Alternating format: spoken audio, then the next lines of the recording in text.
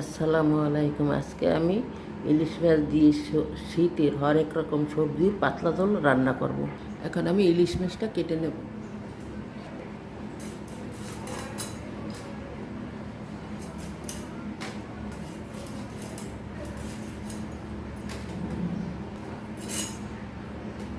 ইলিশ মাছটা আমার কাটা হয়ে গেলে আমি ফালাই দিছি। সবজি কেটে নেব এখন আমি।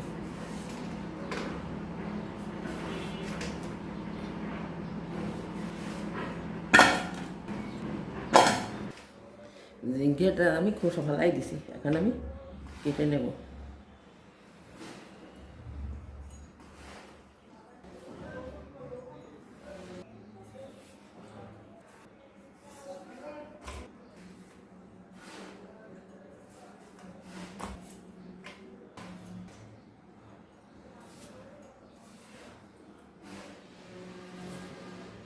সব দেখাইতে গেলে ভিডিও অনেক বড় হয়েছে। সিম সবজি কাটা হয়ে গেছে, এখন আমি পরিষ্কার করে ধুয়ে নেব। মাছটা তেল দিয়ে দিলাম, আমি একটা বেছে নিয়েছি। এখন হলুদ লবণ দিয়ে আমি একটু হালকাভাবে ভেজে নেব। শীতের দিনে মাছ ভাজা খাইতে ভালোই লাগে না, গন্ধ হয়।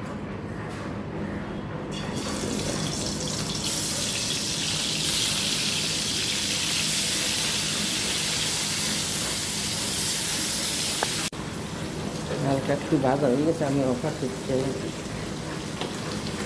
দেব।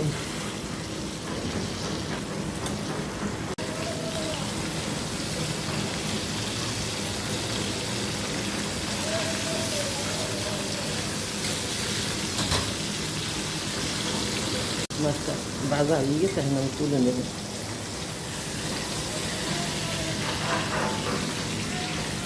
এখন আমি পেঁয়াজ বাটা দিয়ে দেবো 1 টেবিল চামচ।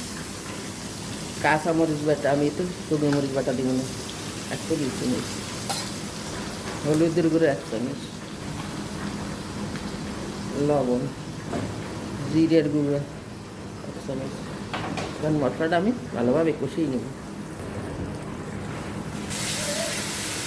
মশলা আমার মনে হয়ে গেছে, মশলা তেল সব গেছে।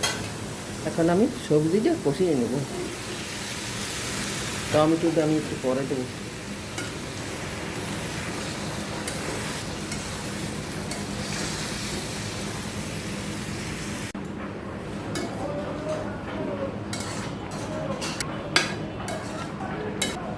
সবজিটা প্রায় সিদ্ধ হয়ে আসছে, আর একটু লাগবে। সবজিটা হালকা সিদ্ধ হয়ে গেছে, এখন আমি দিয়ে দেবো 3টে কাঁচামরিচ আর টমেটো।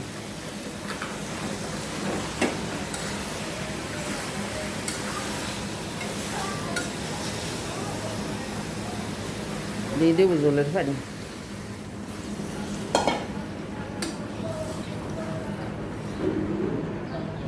এখন আমি দিয়ে দেবো মাছটা।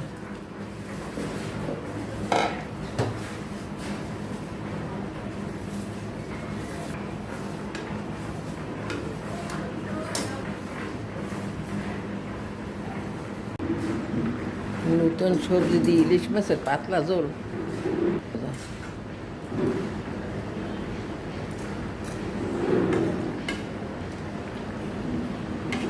হয়ে গেছে আমার রান্না। এখন আমি তুলে নেব। ইলিশ মাছ দিয়ে শীতের হরেক রকম সবজির পাতলা ঝোল।